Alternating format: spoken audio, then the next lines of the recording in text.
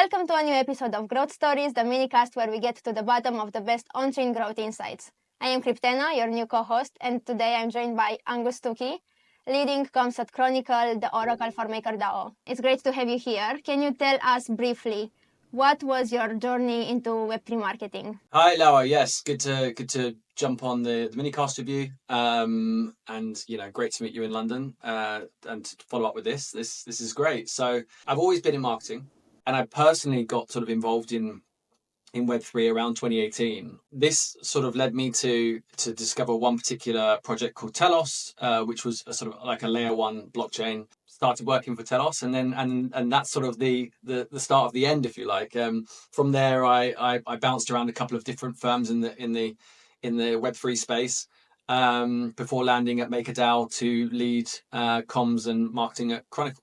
What's your framework for evaluating which marketing channels to focus on? Chronicle is very much a business-to-business project, right? So we're an Oracle service. We sort of sell access to our decentralized Oracle network to other businesses that need Oracles, or we build Oracles, sort of bespoke Oracles, new Oracles, whatever, for different businesses. So it's very much like a very specific and quite small audience in that case, because you're looking for people who work in particular projects, particularly in DeFi, for example, and anything sort of financial related, if that's in the RWA space as well, rather than that sort of mass market approach that most projects have, particularly projects with tokens, right?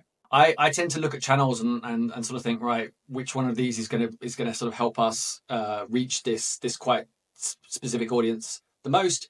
So, and for me, that really boils down to crypto Twitter. You can't beat it for sort of like digital engagement, sponsorships of specific events and newsletters and things, and sort of like PR and paid placement where that's applicable to some sort of news or announcement that we've got as well. So there's I'd say they're probably like the three main channels, and then across those channels you've got sort of organic and press, you've got sort of social and SEO covered. And you've also got sort of IRL, serendipity, which is how we met, of course, at ZB Live, covered as well. If you mentioned Zibo Live on the events topic, what's your strategy for maximizing your presence at these events? And how do you choose which events to attend in the first place? From my point of view, I'm looking at spend, right? And what we're spending in terms of time as well, and resource for people that we're sending out. So they're the two main considerations. So then anything that's sort of local to someone. So for example, we've got Jen who leads growth for us, and she's out of New York, right? So if there's anything local in New York, it's like we're going to be there. There's very much like a localized strategy there in terms of how I approach events.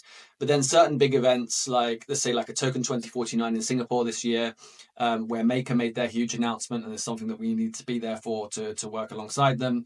These sort of larger events where you can guarantee there's going to be a huge, like most of the community is going to be there.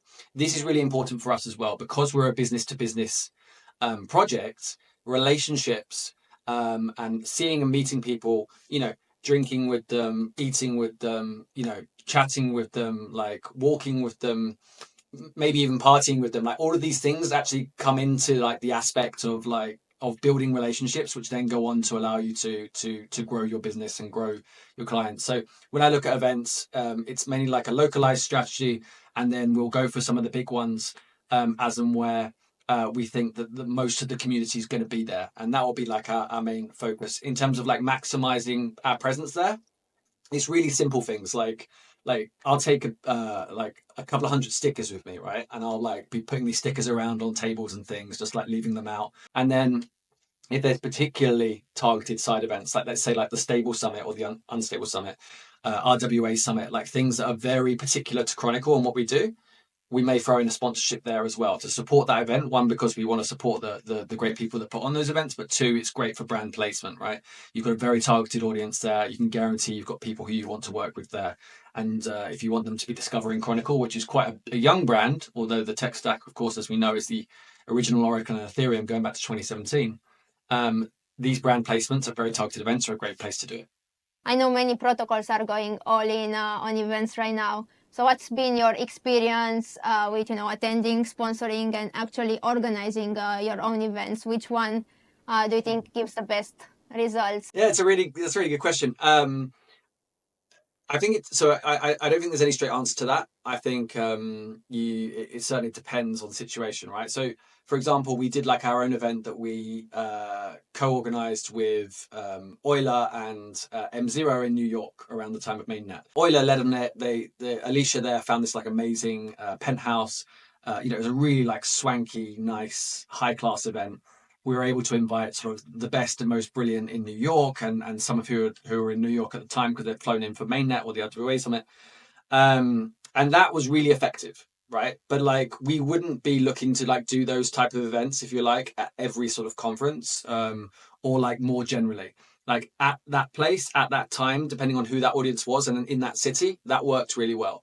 But then, for example, when we were in Singapore and or when we're going to be in Bangkok coming up, there's going to be like 500 plus side events, right? So, in New York during mainnet, I think there was less than 50 versus 500. You're looking at that as a marketeer and going, wow, I don't want to be like competing with all these side events. I don't want to be putting all this money in with when people are being pulled in all these different directions.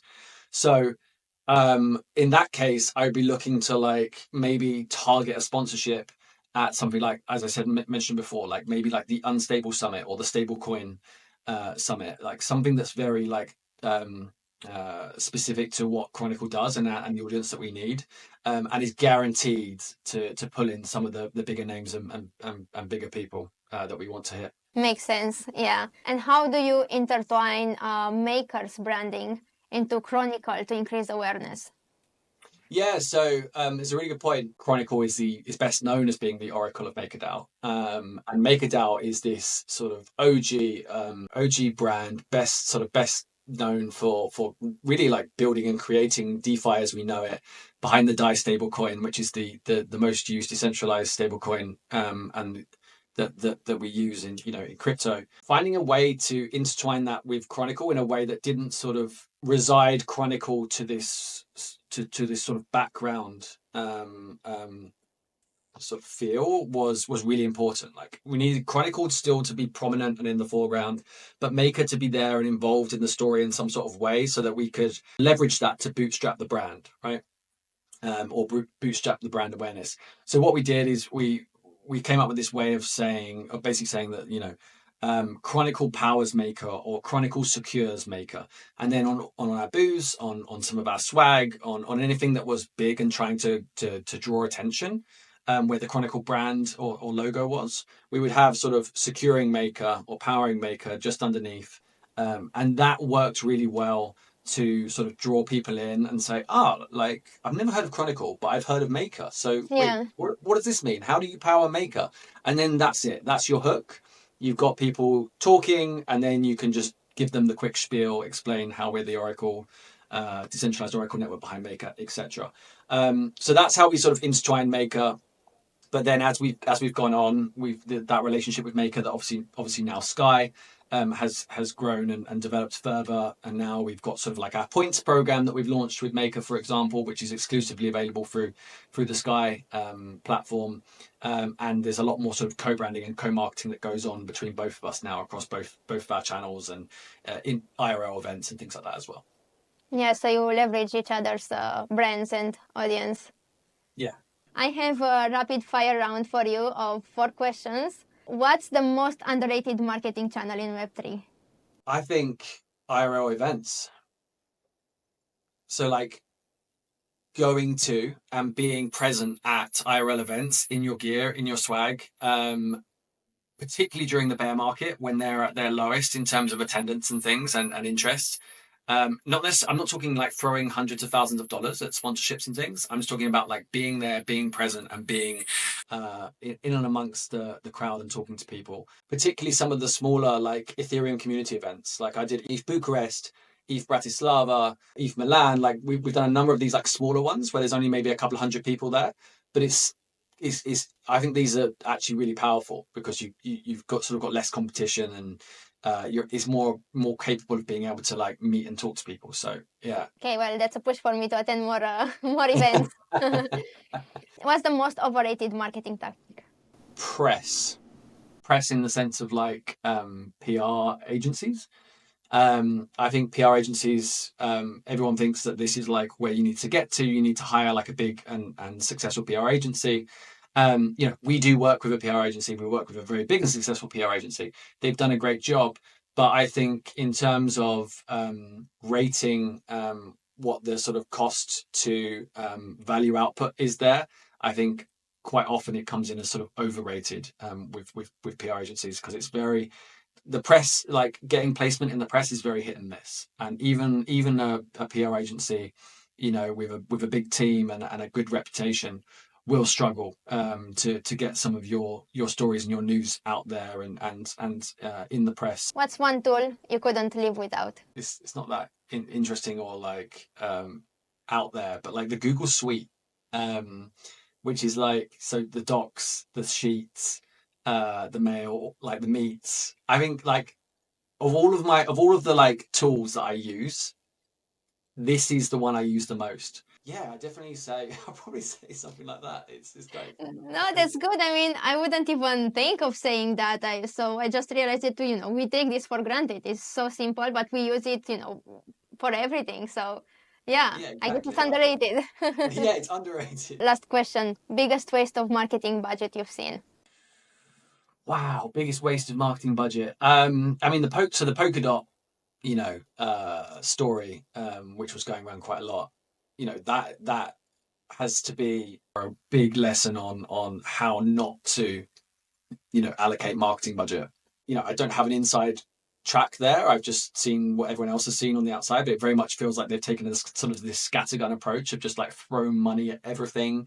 And there wasn't necessarily a more specific plan there that like factored in a lot of different elements and like worked to pull them together. It sort of felt like they were just doing this separate thing and this separate thing and this separate thing and hoping that it all came together in its own way. What you've really got is like, you've not necessarily got like, this channel is going to be a waste. Like, never do this channel is going to be a waste. Like that, in the Marcom space, that just doesn't exist. You've always like very nuanced, like depending on what sort of product you are, what team you are, like who you're working with in that particular channel, etc. But like there's definitely like higher risk channels, like channels that are going to come off more consistently, and channels which are very hit and miss. And like a channel for me, which can be very hit and miss, is like Coles, for example, key opinion leaders. You can like throw hundreds of thousands of dollars at these people. They almost always will come through with like the basic of what has been promised, in the sense of like, the post or the video or whatever it is.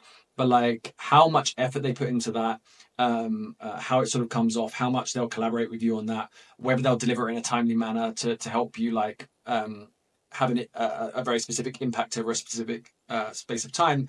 Like all of those things is really hard to manage and really hard to guarantee. So like Coles as a comms channel can be like a really hit and miss and high risk one. Sometimes it can be a huge waste. Sometimes it can be quite effective. But yeah, generally, I think that's probably one of the ones that you need to be most careful of if you're working with or planning sort of marcoms in the Web3 space. Understood. Yeah, no, that's a great insight. Well, that's the end of our interview. So thank you so much for joining me today. And where can people connect with you? Yeah, it's been amazing chatting with you, Lara. So it's at Angus Tookey on Twitter. I'm not particularly active on there, but I'm always like resharing and sharing a lot of the stuff that we do at Chronicle. And then like more generally, I think, most of my time goes into Chronicle, right? And I'm pushing the Chronicle channels, pushing Chronicle's message forward. You've got the logo, as you can see here behind me on the wall, alongside the hats from various sort of DeFi projects, Maker and Chronicle, and Arve one sneaking in there as well. So at Chronicle Labs for Chronicle across all of the channels, Twitter, Farcaster, LinkedIn, whatever. So yeah, follow us there, keep up to date with what we're doing. We just launched the points program, which is sort of the most exciting and new element for Chronicle, which for the first time allows sort of individuals to engage with the project. So yeah, I'd say those channels for Chronicle, and at Angus Tookey on Twitter for me.